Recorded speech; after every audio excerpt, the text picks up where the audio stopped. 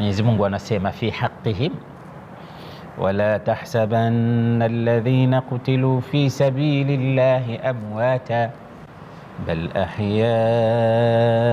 inda rabbihim yurzaqun farihina bima atahumullahu min fadlihi wa yastabshiruna billadhina lam yalhaqu bihim min khalfihim alla khawfun alayhim wala hum yahzanun yastabshiruna binamatin min Allahi wa fadl, mpaka mwisho wa aya. Yani msifikiri hawa wamekufa, waliouawa katika vita wako hai na wanaruzukiwa mbele ya Allah subhanahu wa ta'ala.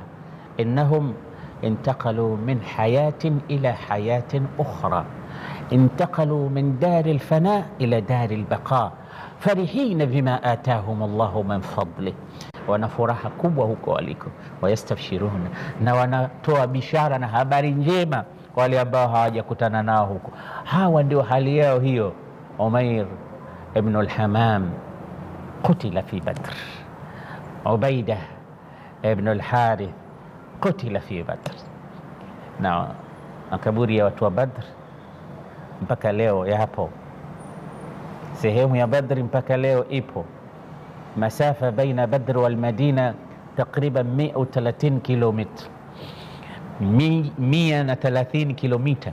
Kwa hiyo ukitoka Madina kama unataka kwenda Badr, kwenda katika viwanja vilivyopigana na vita hivi vitukufu ambavyo Allah kaviita Al-Furqan, unakata masafa hayo, kwa sababu ilikuwa ni nje ya mji wa Madina wa Bwana Mtume Muhammad sallallahu alayhi wasallam, akauawa huko.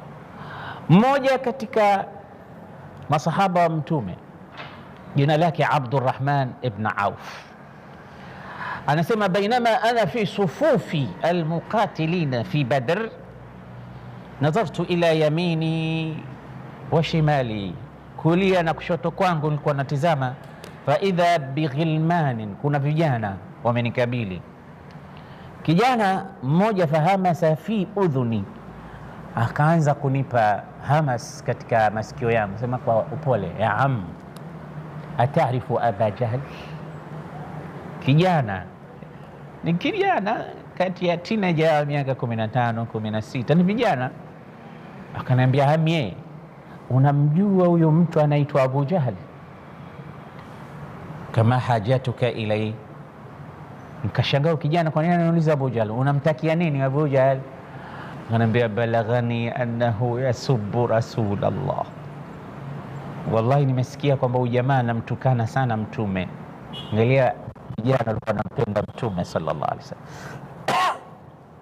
Lituazziru wa tuwaqiru, balaghani annahu yasubbu Rasulallah. Mimi nakuuliza, namtafuta, niko hapa mimi namtafuta Abu Jahl, nimepata habari kwamba anamtukana sana Mtume. Walladhi nafsi biyadihi la ra'aytu Aba Jahl lan yukhalifa sawaduhu sawadi au lan yukhalifa sawadi sawadahu hatta aqtulahu au amuta duna.